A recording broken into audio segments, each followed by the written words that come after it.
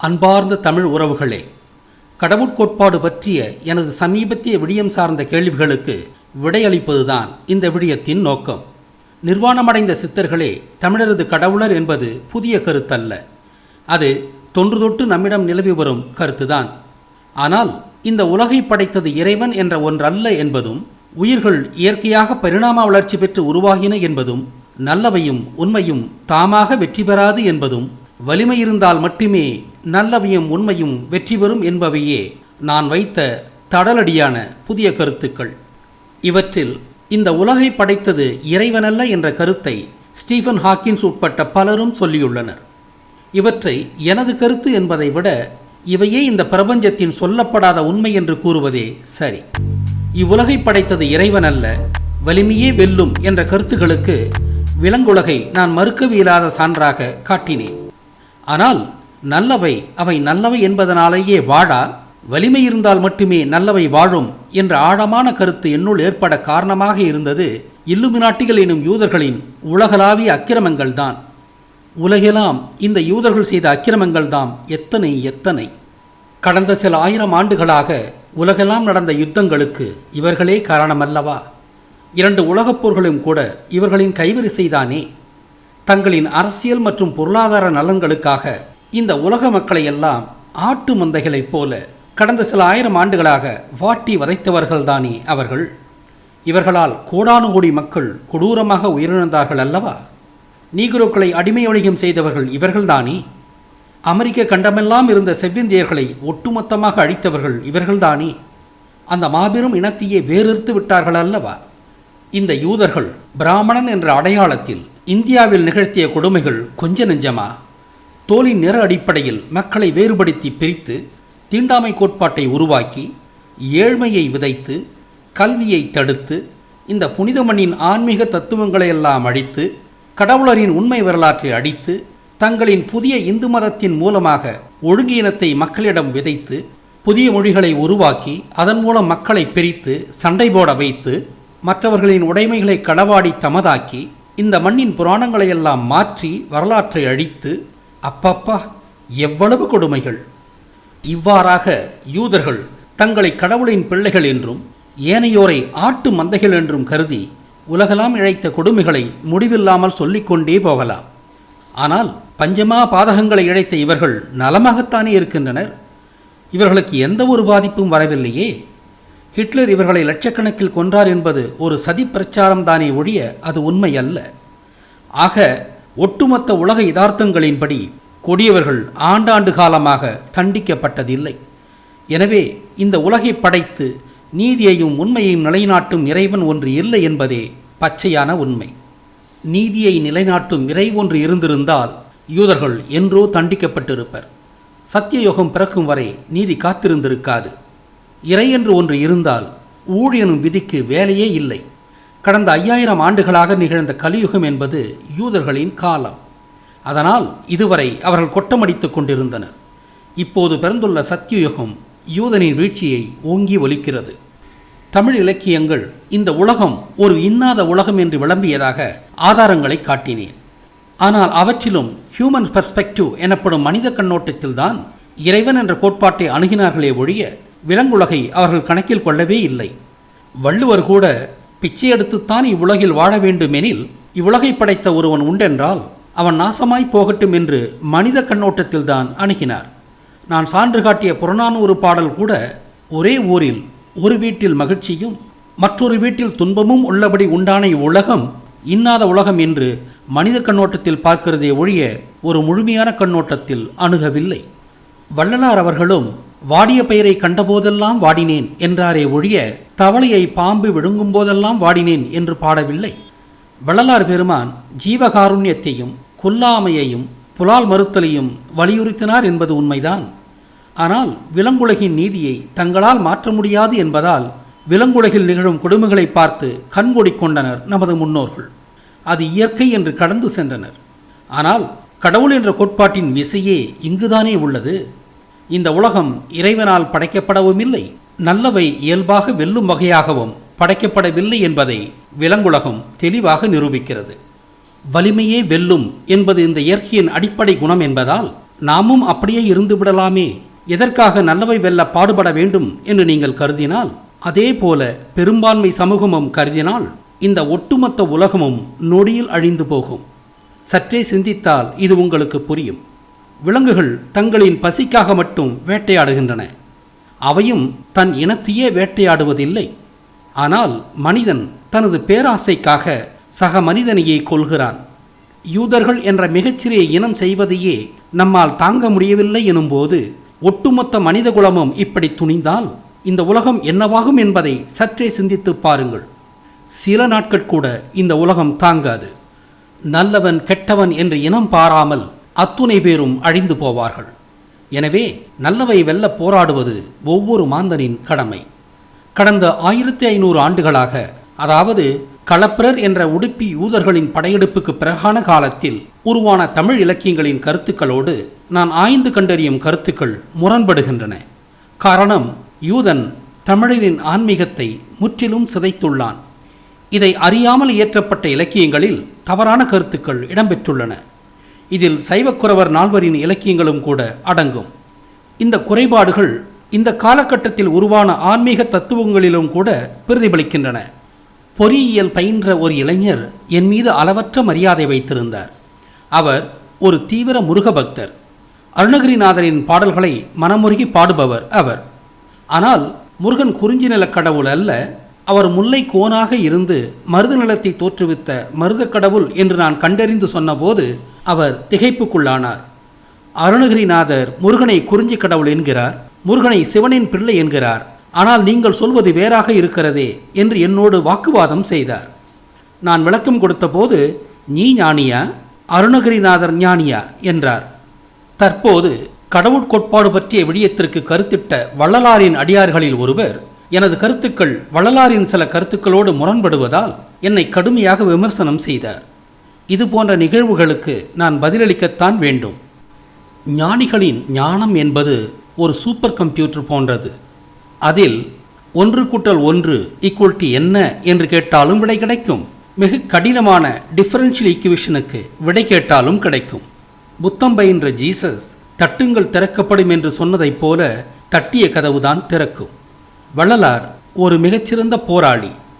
சங்கராச்சாரி தமிழை தாழ்த்தி சமஸ்கிருதத்தை உயர்த்தி பேசிய போது அவனுக்கு தக்க பதிலடி கொடுத்த தமிழ் தேசியர். மக்களின் பசியை போக்க அன்னசத்திரம் உருவாக்கிய செயற்பாட்டாளர். அன்பே வடிவானவர், அருளே உருவானவர்.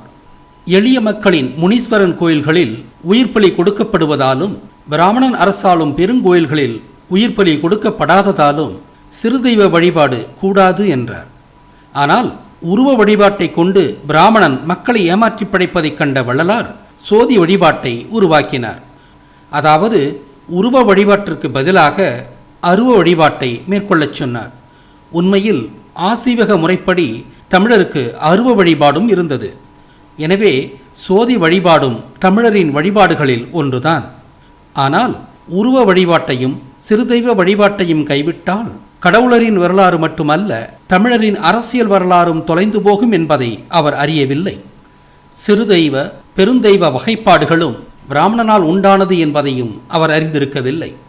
உருவ வழிபாடு பிராமணனோடு பிணைக்கப்பட்டிருந்ததால் உருவ வழிபாட்டை பிராமணன் உருவாக்கினான் என்று அவர் கருதியதால் உருவ வழிபாட்டின் மூலத்தை அவர் ஆய்வு செய்ய முற்படவில்லை. அவர் ஆய்வு செய்திருந்தால் நான் கண்ட அத்துணை உண்மைகளையும் அவரும் கண்டிருப்பார்.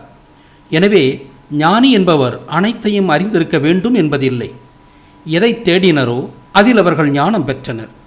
அவர்கள் குண்டலினியை எழுப்பி பிரபஞ்ச நூலகத்தோடு தொடர்பு கொண்டவர்கள்தான். ஆனால் அவர்கள் தட்டிய கதவுகள் மட்டுமே திறந்தன. ஆக ஞானிகளை நாம் பார்க்கும் பார்வை மாற வேண்டும். வள்ளலார், அருணகிரிநாதர் போன்ற ஞானிகளின் பிழைகளுக்கும் அப்பால் அவர்கள் போற்றி கொண்டாடப்பட வேண்டியவர்கள்தான். உலக வாழ்க்கையினும் பெருங்கடலில் தவிக்கும் நமக்கு அன்பெனும் கலங்கரை விளக்கம் போன்றவர்தான் வள்ளலார். அன்பின் சொரூபமாக வழிபாட்டிற்குரியவர்தான் வள்ளலார். அன்றைய காலகட்டத்தில் இணையம் இல்லை. சித்தர் பீடங்களில் செய்திகள் அறியலாம் என்றாலும் அவர்களிடம் உள்ள செய்திகளும் பிராமணியத்தால் சிதைக்கப்பட்ட செய்திகளாகவே இருந்தன. அது மட்டுமல்லாது தமிழ் இலக்கியங்களில் மிக பெரும்பான்மையானவற்றை களப்பிரர் கால யூதன் கைப்பற்றி விட்டதால் உலகளாவிய செய்திகளும் சித்தர் பீடங்களில் கிடைக்கவில்லை. நமக்கு கிடைத்த சங்ககால இலக்கியங்கள் ஒட்டுமொத்த சங்க இலக்கியங்களில் 1% கூட இல்லை. இதை உணராத சில மண்டூகங்கள் சங்க இலக்கியத்தில் அது இல்லை இது இல்லை என்று பிதற்றித் திரிகின்றன. பிற்காலத்தில் உண்டான நூலகங்களிலும் நூல்களை தேடி படிப்பது அவ்வளவு எளிதல்ல. மேலும் ஒரு சிறு செய்திக்காக மொத்த நூலையும் படித்தாக வேண்டும். ஆக அந்த கால இலக்கியங்களில் சில தவறான கருத்துக்கள் இருப்பது இயல்புதானே. ஆனால் சத்தியயுகமான நிகழ்காலத்தில் இணையம் என்ற ஒன்றால் உலக செய்திகள் எல்லாம் நொடிப்பொழுதில் நமது மடியில் வந்து விழுகின்றன. நாம் நூலகங்களை தேடி அலைய வேண்டியதில்லை. நவீன மாந்தன் தோன்றிய காலத்திலிருந்து உலக நிகழ்வுகளோடு தமிழரின் வரலாற்று நிகழ்வுகளை ஒப்பிட்டு ஆராயக்கூடிய வாய்ப்பு முதலாக தற்போதுதான் கிட்டியுள்ளது. இது இதுவரை தமிழர் வரலாற்றில் எந்த ஒரு ஆய்வாளருக்கும் கிடைக்கப் பெறாத ஒரு அரிய வாய்ப்பு. உலகின் உண்மை வரலாற்றை எழுதக்கூடிய வாய்ப்பு இப்போதுதான் முதலாக உருவாகி இருக்கிறது. அதை செய்யக்கூடியவர் உலகில் ஒரு தமிழராகத்தான் இருக்க முடியும். இந்த யதார்த்தத்தின் அடிப்படையில்தான் நான் கண்டறியும் உண்மைகளை சீர்தூக்கி பார்க்க வேண்டும். எனவே முற்கால ஞானிகளையும் பக்தி இயக்கக்கால இலக்கியங்களை கொண்டும் எனது ஆய்வு கருத்துக்களை மறுப்பது முறையல்ல. கடவுள் பற்றிய எந்த ஒரு சொல்லும் இவ்வுலகை படைத்தவன் என்ற பெயரில் இல்லை என்று நிறுவியதோடு, கடவுள் என்ற சொல் தாடியில் வைத்து சீவ அடக்கம் செய்யப்பட்டதிலிருந்து வந்தது என்பதை காட் என்ற ஆங்கில சொல்லின் சொல்லாய்வை கொண்டும் நிறுவியுள்ளேன். குண்டலினியை எழுப்புவதின் மூலம் ஆதிசித்தர்கள் பிரபஞ்ச நூலகத்தில் பாடம் பயின்றனர் என்பதற்கு சில சான்றுகளை வைக்கின்றேன். முருகன் ஆண் விந்தணுவின் வடிவிலிருந்தே தனது வேலாயுதத்தை வடிவமைத்தார் என்று ஏற்கனவே நிறுவியுள்ளேன். ஆணின் விந்தணு 1 மில்லிமீட்டரில் 1000ல் 1 பங்குதான். அந்த விந்தணுவை முருகன் கண்ணால் பார்த்திருக்க முடியுமா? 10,000 ஆண்டுகளுக்கு முன்பு மைக்ரோஸ்கோப் இருந்ததா? அவர் எங்கிருந்து இந்த வடிவத்தை கண்டு இருக்க முடியும்? இந்த பிரபஞ்ச நூலகத்தில் தானே. நிலவு ஒரு உருண்டை கல்தான். அதில் காற்றோ நீரோ மண்ணோ இல்லை. இதை குறிக்கும்படியாக நிலவை திங்கள் என்று பெயரிட்டனர் நமது முன்னோர்கள். அதாவது திங்கள் என்பதற்கு திண்மையான கல், அதாவது உருண்டையான கல் என்றே பொருள். நிலவின் ஈர்ப்பு விசையின் அளவை கொண்டும் அதன் சுழற்சியை கொண்டும் நிலவில் ஏன் காற்று நீர் மணல் இல்லை என்பதை இன்று நாம் விஞ்ஞான ரீதியாக புரிந்து கொள்கிறோம். ஆனால் அன்றே நமது முன்னோர்கள் இந்த உண்மைகளை கண்டார்கள் அல்லவா? இன்னும் சொல்லப்போனால் கிராவிடேஷன் எனும் ஈர்ப்பு விசையை கண்டவர் கூட நமது திருமால்தானே ஒழிய நியூட்டன் அல்ல. திருமணத்தின் போது அருந்ததி பார்க்கும் சடங்கு உள்ளதல்லவா? அது எப்படி வந்தது? சப்தரிஷி மண்டலத்தில் உள்ள ஒரு உடுதான் அருந்திதி. மிசார் அல்கோர் என்ற இரட்டை உடுவைத்தான் நாம் அரிய பிளஸ் திதி அருந்திதி என்று அழைக்கின்றோம். அவை ஒவ்வொன்றும் கூட ஒன்றை ஒன்று சுற்றி வரும் இரட்டை உடுக்கள் தான் என்பது கூடுதல் செய்தி. அவை இரண்டின் ஈர்ப்பு மையத்தை மையமாக கொண்டு ஒன்றை ஒன்று சுற்றி கொண்டுள்ளன. அவை இந்த பிரபஞ்சத்தில் பல லட்சம் ஆண்டுகள் இணைந்தே பயணிக்கும் என்பதை நமது முன்னோர்கள் கண்டுள்ளனர்.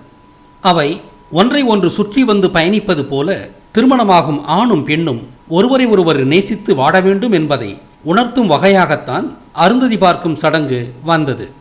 நமது கண்களால் காணக்கூடிய உடுக்கள் ஒன்றை ஒன்று சுற்ற வேண்டுமானால் சுற்றும் கால அளவு குறைந்தபட்சம் 10,000 ஆண்டுக்கு ஒரு முறைதான் இருக்க முடியும். நமது சூரியனும் அதனுடைய துணைவனான சிரியஸும் கூட இரட்டை உடுக்கள் தான். இவை ஒருமுறை ஒன்றை ஒன்று சுற்ற ஆகும் காலம் ஏறத்தாழ 24,000 ஆண்டுகள். இதுபோன்று மெதுவாக சுற்றும் அருந்ததி உடுக்கள் ஒன்றை ஒன்று சுற்றுகின்றன என்று எப்படி நமது முன்னோர்கள் கண்டனர்? வேறெப்படி?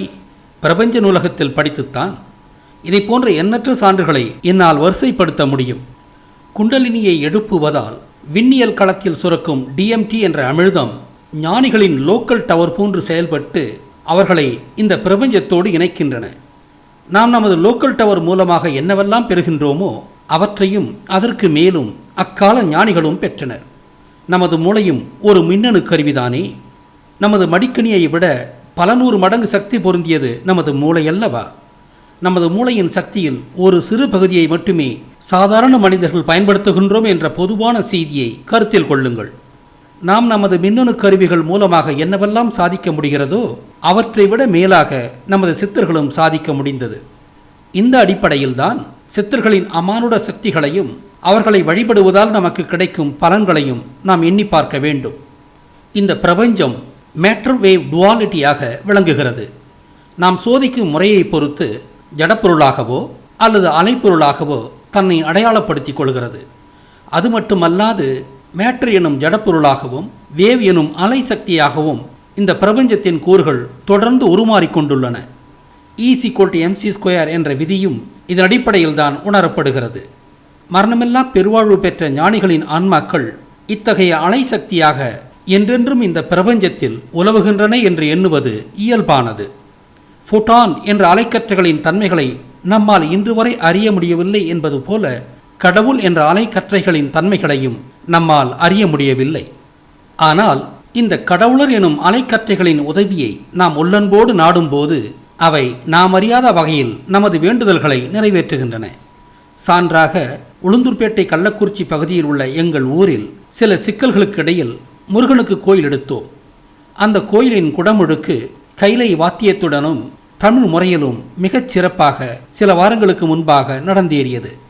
எங்களின் திருப்பணியை முருகன் ஏற்கிறார் என்பதை அறிவுறுத்தும்படியாக மழை பொழிந்து உணர்த்தும்படி நாங்கள் உள்ளன்போடு வைத்த விண்ணப்பத்திற்கு இணங்க குடமுழுக்கு நிகழ்ந்த மழைக்கான எந்த அறிகுறியும் தென்படாத மழையில்லா கால வறண்ட நாளின் இரவில் மழை பொழிந்து முருகன் தனது இறைமையை உணர்த்தினார். இது எப்படி நிகழ்கிறது என்பதை நம்மால் விளக்க இயலாது. இதுபோன்று நல்லெண்ணத்தோடும் உள்ளன்போடும் இறையின் உதவியை நாடிய எண்ணற்றோர்க்கு தகுந்த பலன்கள் கிடைத்திருக்கிறது. இலங்கை தமிழர்கள் ஈழப்போரில் அழிக்கப்படும் போது முருகன் வந்து காக்கவில்லையே என்று புலிகள் வருந்தியதாக ஒருவர் சொல்ல கேட்டேன். முயற்சி செய்வோரை கடவுள் விரும்புவர் என்பது உண்மைதான். ஆனால் அந்த முயற்சி தகுதியான முயற்சியாக இருக்க வேண்டுமல்லவா? ஒப்பற்ற போராளிகளான புலிகள் கடுமையாகத்தான் முயன்றனர். புலிகளின் புகழ் வரலாற்றில் பொன் எழுத்துக்களால் பொறிக்கப்பட்டிருக்கிறது. இருந்தாலும் புலிகளின் முயற்சி தகுதியான முயற்சியாக இல்லை என்பதை நிறுவும் உண்மை என்னவென்றால், கடவுள் இல்லை கடவுள் இல்லை என்று கூக்குரலிட்டு தமிழரை எய்த்து வந்த இல்லுமினாட்டி திராவிடத்தை தானே அவர்கள் முருகனை விட அதிகம் நம்பினர்.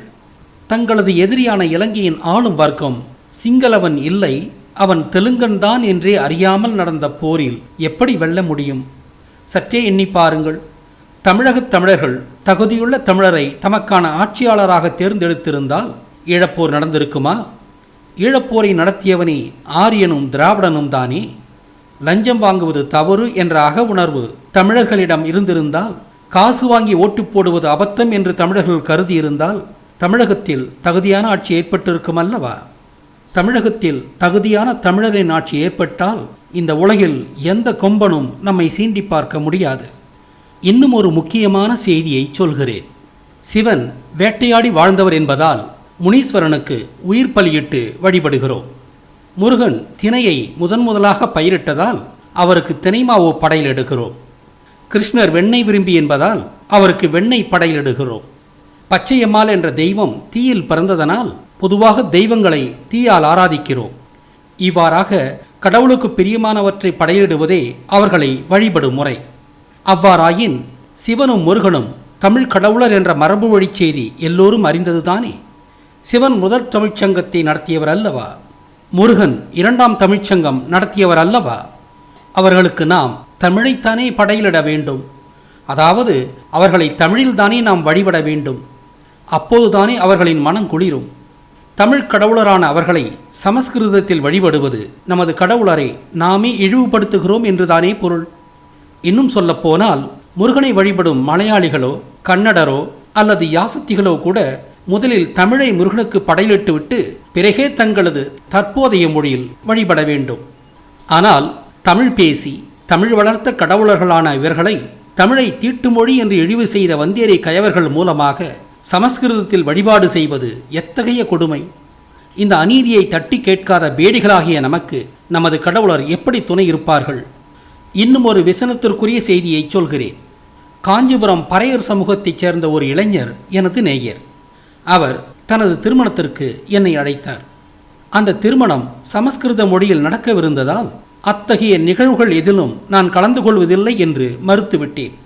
தான் தனது தாயிடமும் தனது வருங்கால மாமனாரிடமும் தமிழில் நிகழ்த்தும்படி கேட்டுக்கொண்டதாகவும் அவர்கள் சமஸ்கிருத மொழியில்தான் நடைபெற வேண்டும் என்று விடாப்பிடியாக இருந்ததாலும் தன்னை வளர்த்து ஆளாக்கிய தனது தாயின் மீது தனக்கு அளவு கடந்த மரியாதை உள்ளதால் அவர்களின் விருப்பத்தை நிறைவேற்ற வேண்டிய கடமை உள்ளதாகவும் மிகவும் வருத்தத்தோடு தெரிவித்தார்.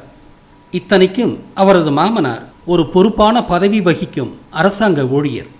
தம்மை யார் தீண்டத்தகாதவர் என்று ஆக்கினரோ, கடந்த 700 ஆண்டுகளாக தாங்கள் பட்ட துன்பங்களுக்கு யார் காரணமாக இருந்தனரோ அவர்களைக் கொண்டே தங்களுக்கு புரியாத அவர்களின் அந்நிய மொழியில் திருமணம் செய்து வைக்கச் சொல்லுவது எப்பேற்பட்ட இழி செயல்! இப்படிப்பட்ட தமிழ் சமூகம் எப்படி முன்னேறும்? இவ்வாறு பேடித்தனமாக வாழும் தமிழ் சமூகத்திற்கு நமது கடவுளர் எவ்வாறு உதவுவார்கள்? ஈழப்போரில் நாம் தோற்றிருக்கலாம். ஆனால் ஈழப்போர் நடக்காமல் இருந்திருந்தால் இயற்பியல் அறிஞனாகிய நான் தமிழாய்வுக்கு ஒருபோதும் வந்திருக்க மாட்டேன். நான் வெளிக்கொண்டு வந்திருக்கும் இப்பாரிய உண்மைகள் இந்த காலத்தில் வெளிவந்திருக்காது.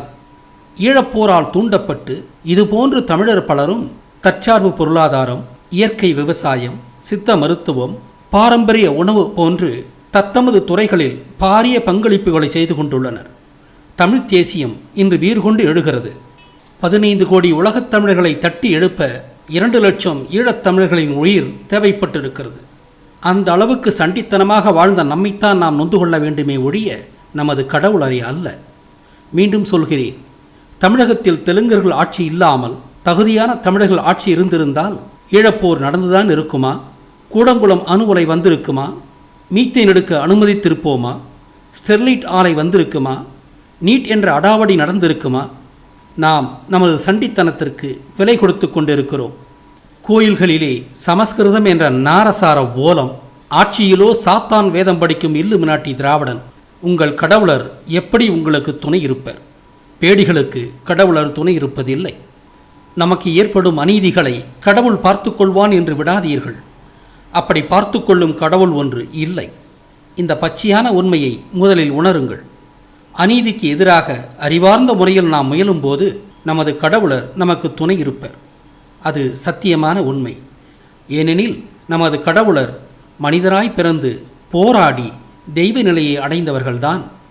அவர்கள் சோம்பேறிகளுக்கு துணை இருக்க மாட்டார்கள். கர்ம வினை பற்றி சொல்லித்தான் ஆக வேண்டும். இந்த பிறவியில் நாம் நிகழ்த்தும் கர்மத்திற்கு அடுத்த பிறவியில் பலன் என்பதை ஏற்கவியலாது. வல்லவையே வெல்லும் என்ற இந்த இயற்கையின் தன்மை கர்ம வினை கொள்கையை தவிடுபொடியாக்குகிறது. குற்றம் புரிந்தோரை தண்டிப்பது நமது கடனே ஒழிய இயற்கை அதை செய்வதில்லை. நாம் ஜனனம் எடுக்கும் வேளையில் கிரகங்களின் அமைப்பை பொறுத்து நாம் நமக்கான ஊழோடுதான் பிறக்கிறோம். எனவே இங்கு ஊழே முதன்மை பெறுகிறது, கர்மாவல்ல. ஆனால் அந்த ஊழும் போகூழாக இருப்பின் நமது முயற்சியால் அதன் தாக்கத்தை மட்டுப்படுத்த முடியும். கடவுளின் துணை கொடிய ஊழையும் கடந்து செல்ல உதவும். தமிழகத்தில் தகுதியான தமிழராட்சி உருவாவதின் மூலம் பல அநீதிகளை சரி செய்ய முடியும். காசுக்காக வாக்களிக்காமல் நல்ல தமிழ் தேசியர்களுக்கு வாக்களியுங்கள். கடவுளரை வேண்டும் போது பொது நலனுக்காகவும் வேண்டுங்கள். தமிழகத்தில் தகுதியான தமிழராட்சி உருவாக வேண்டும் என்று தினமும் இறைவனை வேண்டுங்கள். அந்த வேண்டுதல்களுக்கு கட்டாயம் பலன் கிட்டும். ஏனெனில் மக்களின் எண்ணங்களே சமூக அகவுணர்வை தீர்மானித்து விளைவுகளை ஏற்படுத்துகிறது.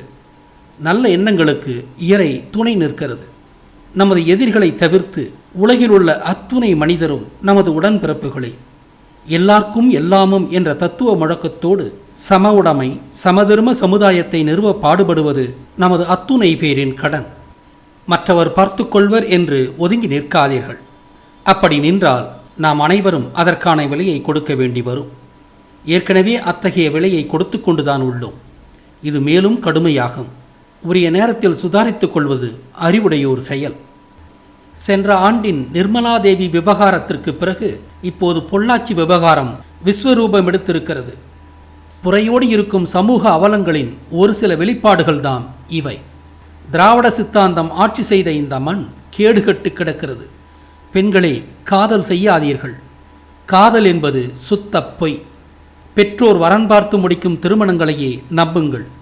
அதிலும் கூட மிக எச்சரிக்கையோடு செயல்படுவது மிகவும் அவசியம். போலி பெண்ணியம் பேசி இந்த மண்ணின் மாண்புகளையெல்லாம் குழிதோண்டி புதைத்த இல்லுமினாட்டி திராவிடத்தை நாம் குழிதோண்டி புதைப்போம். கருஞ்சட்டை போட்டவனை ஒருபோதும் நம்பாதீர்கள். திராவிட அரம்பர்கள் ஆண்ட இந்த மண்ணின் அத்துணை ஆட்சித்துறைகளும் சீர்கெட்டு கிடக்கிறது. திராவிட கட்சிகளை குழிதோண்டி புதைப்போம். தமிழ்த் தேசிய கட்சிகளை வளர்த்தெடுப்போம்.